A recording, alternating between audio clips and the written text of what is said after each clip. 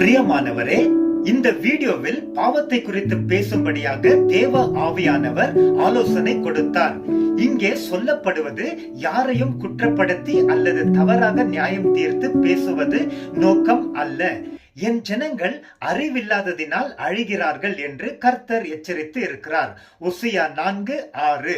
ஆண்டவராகிய இயேசு கிறிஸ்து மரித்து உயிர் தெழுவதற்கு முன்பதாக சீடர்களுக்கு இப்படியாக போதித்தார்.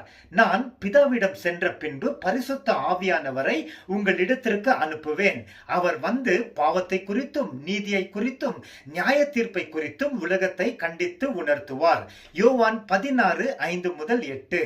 பாவத்தின் தீவிர தன்மையை அறிந்து அதை நம் நினைவில் கொண்டிருந்து முடிந்த மட்டும் பாவம் செய்யாமல் வாழும்போது தேவன் நம்மில் பிரியமாய் இருந்து நமக்கு அதிக கிருபையை அளிப்பார். பாவத்தின் விவரங்களை கவனிப்போம். பாவம் சட்டத்தை மீறுவது மட்டும் அல்ல, அது குறி தவறுவது மட்டும் அல்ல, அது நேர்கோடை வரைய தவறுகிறது மட்டும் அல்ல.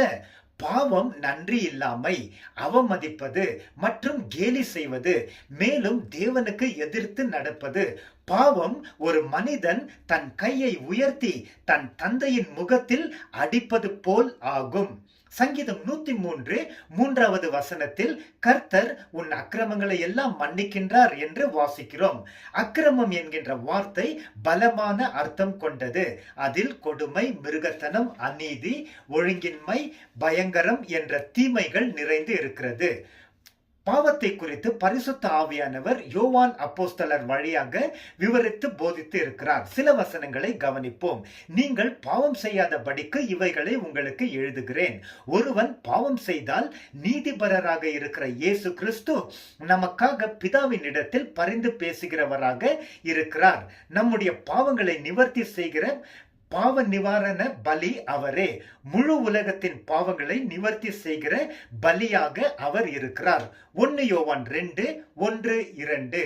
பாவம் செய்கிற எவனும் நியாயப்பிரமாணத்தை மீறுகிறான். நியாயப்பிரமாணத்தை மீறுகிறதே பாவம். கிறிஸ்து நம்முடைய பாவங்களை சுமந்து தீர்க்க வெளிப்பட்டார் என்று அறிவீர்கள். அவரிடத்தில் பாவம் இல்லை. 1 யோவான் 3:4-5. நம்முடைய பாவங்களை நாம் அறிக்கை இட்டால் பாவங்களை நமக்கு மன்னித்து எல்லா அநியாயத்தையும் நீக்கி நம்மை சுத்திகரிப்பதற்கு தேவன் உண்மையும் நீதியும் உள்ளவராக இருக்கிறார். இயேசு கிறிஸ்துவின் ரத்தம் எல்லா பாவங்களையும் நீக்கி நம்மை சுத்திகரிக்கும். 1 யோவான் 1:7-9.